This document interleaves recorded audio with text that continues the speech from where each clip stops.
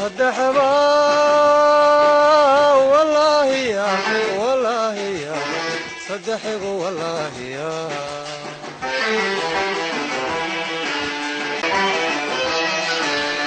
انتي وحيايو ودنكيغو مقياي وحكاستودي سيسا أما قبر وداد دالي وعاني رستان نفتا وهلو يشا ويلا شوق ما يسيبو هيلكودي وريبو ودناها يقتبيا بسم الله الرحمن الرحيم اللهم صل على سيدنا محمد وقرين مقعي ومحمد صالح ماري waxaan rabaa halkii inaan ku soo gudbiyo gabay la yiraahdo Soomaali weyn ee mar kale wada jiro toosa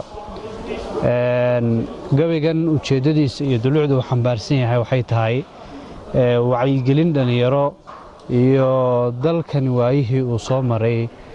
waqtiyadii dhexe iyo xaaladda maanta uu taagan yahay iyo sida aynu kala tafaraaruqsanahay haday noqoto dal ahaan iyo haday noqoto dad ahaan wuxuu ku bilaabmayaa sida tan waayahan bamaan gelin murtida wabiyadeedii waan dhigay hubkii uu lahaa gabaygu wiilow mase waaban oo waan sitaa warankii suugaane maantana waxaan tuurayo weedha iga hooya warka iga maqlo dhalinyaroy dhuuxa warintayda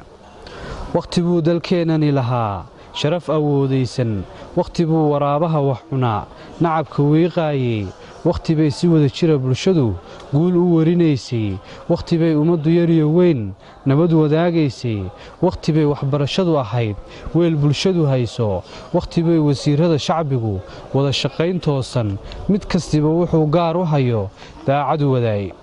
waqti buu warshado tayo leh iyo hanti wadaag dhowrsan oo shacabku wada leeyahay gabi la weyneeyo oo la isku waafaqo talada waaya araggeena waddankeenu waabuu lahaa dawladda aan waaban ciidan wada libaaxoon ka gaban wajiga cadowgiisa oo aan walaac gelin markuu weerar qaadayo weligiisna aan cadow u jabin wayna odhanaynin oo ku dhaartay ummadiisa wacan inaan cadow wiiqin nafta inuu u waayana ku maray wacad aan duugoobin wax kastana ka doorbiday wadkiyo ciidda inuu dhowro wiilal wada libaaxuu ku laday shacabku wehelkooda oo aan walwali baan lahayn waayihii tagay dhaqan wata asluub iyo xishood aadna u facweyn leh oo waalidkeen nooga tagay waagii uu joogay qof walbana si waafiya u sugay wixii xuquuqdiisa waxyaha jirkoo la asturaa inay wanaag keento inay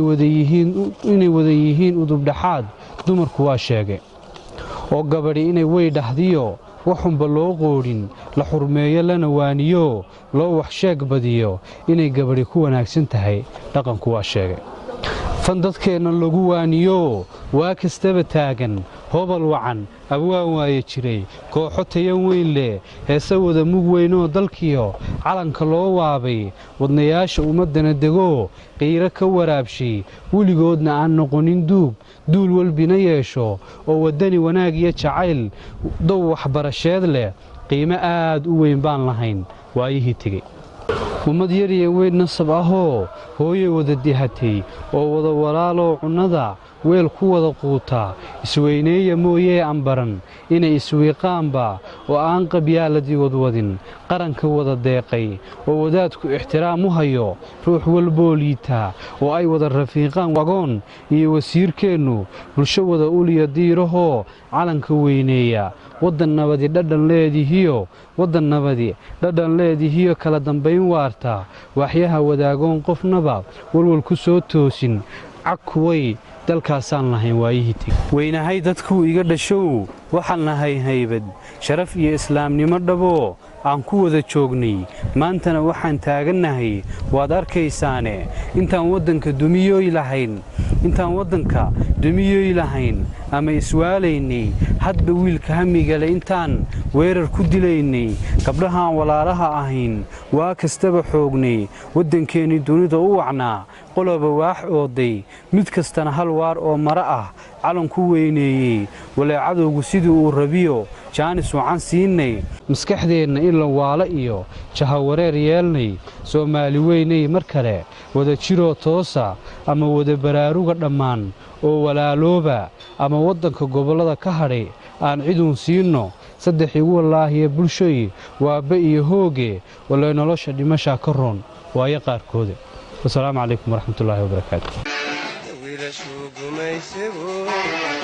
hilibkoodii wadhaybu